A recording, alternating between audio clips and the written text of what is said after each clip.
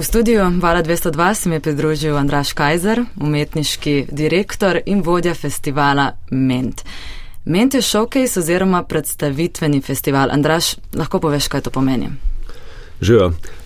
To pomeni, da se nekako strnjeno predstavljajo različni izvajalci iz cele Evrope, s poudarkom tudi na domačih, pred občinstvom splošnim, pa tudi pred glasbenimi profesionalci, ki pridejo sem zaradi konference, pa tudi zaradi našega izbora izvajalcev.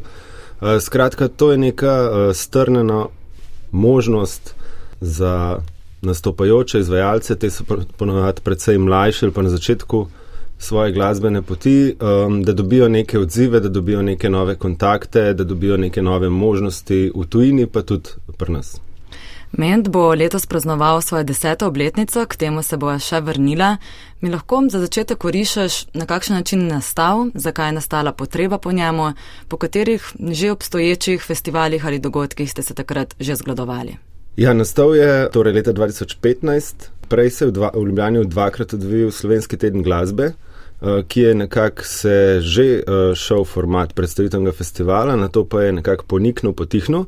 Ko se ni več zgodil, sem dobil jaz osebno povabilo iz Kina Šiške, da bi mogoče naredili nekaj v tem smislu, festival, ki bi se ukvarjal z domačimi bendi in ki bi hkrati predstavljal tuje mlajše izvajalce pri nas, zato ker smo vsi ugotavljali, da jih je blazno težko tudi promovirati. Recimo, če narediš koncert enega novega izvajalca tujega pri nas, boš težko napolnil dvorano, kaj šele pokril stroške. Skratka, v formatu tazga festivala ima pa to več smisla. Potem se je iz te potrebe razvil in ideje. Predvsem se je razvil ogromen novih idej, ki so se zdaj v 10 letih strli na to, čemur danes rečemo Ment. To je večkrat nagrajeni festival, tudi ko sem se letos potikala po tujini, tudi po recimo newyorškem showcase festivalu, ko sem povedala, da sem iz Slovenije, so prepoznali to prizorišče kot prizorišče festivala Ment. Po čem misliš, da izstopa festival Ment v primerjavi z drugimi showcase festivali, mogoče v Evropi, mogoče še širše? To z mojega vidika je spet je to lahko moje mnenje, kako vidim ali pa kaj slišimo od drugih. Predvsem slišimo to, da imamo pester nabor in izbor, da smo precej raziskovalni v tem, kaj predstavljamo, da si marsikaj drznemo pokazati, da si vsak let poskušamo osvežiti način predstavljanja programa. Hkrati je všeč ljudem tudi Ljubljana, všeč so jim naša prizorišča, se mi zdi, da dobro funkcionirajo. Pa zdi se mi, da je tudi en močen element, ki ga poskušamo vsako leto zbuditi par ekipi, da se vsakič delamo, kakor da zadnjič delamo ta festival in probamo res vse moči in vse upreti v to, da se to zgodi na najboljši možen način, ki ga mi zmoremo. Hkrati pa tudi precej poslušamo druge, torej vedno smo odprti nekako za mnenja, ideje, kaj bi lahko, kaj manjka, kaj se še da. Izzivov je vsak let velik, predvsem je to vzdrževati sploh nek festival, tudi finančno, pa potem idejno in to skupaj nekako podpreti in izvesti, tudi ekipno. Hkrati pa nekako zadovoljevati vse ideje, ki jih imamo. Naše ideje niso samo predstavljanje izvajalcev, ampak so tudi v veliki meri povezovanje glasbenih akterjev, izobraževanje glasbenih profesionalcev, pa tudi nekako nabor oziroma iskanje novih kadrov na tem področju, ker recimo našim izvajalcem pogosto manjkajo ljudje, ki bi delali z njimi. In to je pa en kup enih izzivov za to majhno ekipo, tako da tukaj poskušamo vsak let ugotavljati v naših mejah zmožnosti, kaj lahko pokažemo in kaj lahko ponudimo in kakšne priložnosti lahko ustvarimo. Torej, letos se mogoče lahko dam tukaj poudarek na Cement, to je nov del Menta, ki se osredotoča na klubsko elektronsko glasbo. Ne, da elektronska glasba na Mentu ni bila prisotna je že od samega začetka, ampak tokrat smo rekli, da bomo dali en drugačen poudarek temu, odprli za ta del glasbe tudi konferenco v enem širšem delu, torej en dan bo ena konferenčna soba posvečena samo temu, imamo precej več govorcev, pa tudi dodajamo 4. dan festivalu, ki bo osredotočen samo na elektronsko glasbo. Kaj je torej največ, kar lahko glasbenikom in glasbenicam ponudi Ment? Jaz pravim, da ment je orodje. Skratka, lahko ga uporabiš kot en koncert, kjer se predstaviš občinstvu, mogoče glasbenim profesionalcem, lahko ga pa uporabiš čisto na drugačen način. Torej, če se prijaviš na ment oziroma nastopaš na mentu ali pa tudi ne in imaš nek plan, kaj bi rad svojo kariero oziroma kaj bi rad od tega ustvarjanja svoje glasbe, je ment orodje, ki ga lahko uporabiš za to, da dobiš nove kontakte za koncertirati doma in v tujini, mogoče najdeš založnika, dobiš medijske odzive, skratka, nek vstop, nek lažji moment narediti naslednje korake v svoji karieri. Hkrati gre pa za en velik izobraževalen element, kjer imaš verjeten enkrat na leto v Ljubljani tako šanso, da pride toliko enih različnih ljudi s toliko znanja in jih lahko v živo spoznaš, vprašaš, poslušaš njihova predavanja. Plus en močen element se mi zdi je tudi povezovanje artistov samih, torej nastopajočih, ker pogosto pol vidimo, da kakšno pol leta, leto po mentu nekateri te bendi skupaj tudi nastopajo oziroma imajo neka nova prijateljstva, poznanstva, ker vidijo, da mogoče ustvarjajo podobno glasbo oziroma imajo podobno vizijo glasbe na splošno. Omenil si izobraževanje, vsako leto pripravite tudi bogat konferenčni del festivala. Na kaj ste se letos osredotočili? Ja, kot rečeno, eno od osredotočen, en od fokusov je ta cement, torej elektronska klubska glasba. Potem smo dali pa velik poudarek tokrat na Balkan in sicer različna področja Balkana in smo se osredotočili predvsem na koncertiranje tam. Torej raziskujemo, kako se promovirati na tem območju, raziskujemo potem pa različne dele Balkana. Torej, recimo ena okrogla miza se ukvarja z bolj neraziskanim delom, torej kako koncertirati v Bosni, Črni gori, Albaniji. Drug del se ukvarja recimo z bolj južnim, če mu lahko tako rečem, Balkanom, torej kakšne so opcije v Grčiji, Bolgariji, Romuniji.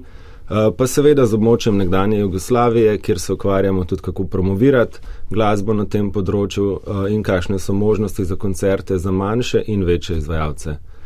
Poleg tega imamo pa en kup različnih fokusov, ki so predvsem mogoče ciljajo na glasbene profesionalce in hkrati na izvajalce, ki želijo nekako močneje razviti svojo kariero. Kako pa se soočate s to slovensko majhnostjo v narekovajih? Kako lahko prepričate, nagovorite svetovno priznane glasbene profesionalce, da pridejo in si vzamejo čas za predavanje okrogla miza, za vprašanja in tako naprej? Ja, zdi se mi, da je to nekako plod dela in tega, kar smo pokazali že v preteklosti. Obenem je pa ta dogodek mednaroden, kar pomeni, da je tudi njim v interesu priti sem, ker ne pridejo samo v Ljubljano, ampak pridejo na nek dogodek, kjer se pojavijo profesionalci ponavadi iz 30-40 držav in kjer nastopajo izvajalci iz več kot 20 držav. Ljubljana je pa mogoče samem plus, ponavadi imamo super odzive tudi na mesto in državo. Lahko rečem recimo, da sem zdaj slišal, ko sem bil na enem drugem festivalu, da bo ena agentka angleška, ki je zelo poznana, je bila lani na mentu prvič v Ljubljani, letos se bo pa poročila v Sloveniji zaradi tega. Wow. Poleg prepoznavnih imate tudi razmeroma novo pobudo New Faces, lahko poveš kaj več o tem? Ja, to je v bistvu en gradnik tega, da si želimo, da bi več ljudi se ukvarjali z glasbo oziroma da bi več ljudi se ukvarjali z glasbeniki in bili nekako del podpornih mehanizmov oziroma del ljudi, ki delajo v managementu na založbah, ki delajo koncerte.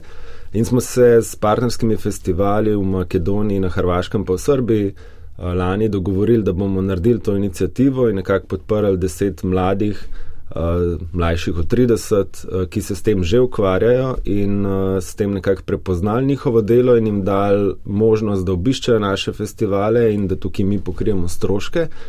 Zdaj pa v bistvu že odpiramo zgodbo z nekimi novimi potencialnimi festivali, tako da upam, da se bo to še razvijalo v prihodnosti. Ena od novosti je tudi več zonanje kuriranih odrov, čeprav razumem, oziroma stolovanju z vami. En od njih je tudi valovski oder, seveda. In to ni nič posebnega, je že praksa v tujini, da različni festivali sodelujejo z javnimi mediji. Kako pa ste izbrali kuratorje drugih odrov? Ja, kurirane odre zdaj gostimo, mislim, da 2-3 leta. To je bil na začetku eksperiment, ki se je zdaj nekako prijel. Lih s tem se mi zdi, da nekako razširimo našo ponudbo, mogoče naslovimo še eno drugo publiko, pa tudi nekomu drugemu pustimo, da pokaže nekako svojo raziskovalno žilico oziroma predstaviti tisto, kar se mu zdi na takem festivalu pomembno predstaviti. Tako da te ljudi oziroma te kuratorje, oziroma ponovadi so to celo predstavniki nekih glasbenih znamk, ali so to festivali, promotori, založbe, izberemo na podlagi neke aktualnosti, pa na podlagi tudi njihove podkovanosti v določenem ali žanru ali neki sceni in jih takrat povabimo, ko se nam zdi to smiselen trenutek. Zdaj, glede na to, da še 3 leta odpiramo ta oder oziroma te kuracije, se mi zdi, da je seznam možnosti še precej dolg. Če pa lahko še poudarjam, imamo pač oder Vala 202, torej z vami. Ideja pa bila, da bi pred leti že, da bi Val 202 oder že obstajal, ampak da bi ga gostili kar v vaši hiši, tako da čakamo tudi na vaš nov studio in upamo, da takrat ment pride tudi k vam. Za konec še najbolj nehvaležno vprašanje. Česa, poleg seveda valovskega odra, naši poslušalci ne smejo zamuditi v sredo, četrtek, petek in sobota?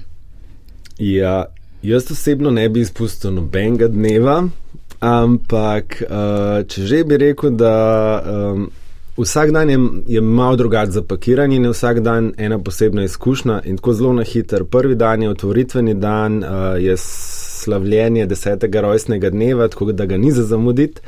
Mnogi, ki obiskujejo meni že leta, pravijo, da je četrtek vedno programsko najmočnejši oziroma najbolj zanimiv, a je to res, se prepričate sami.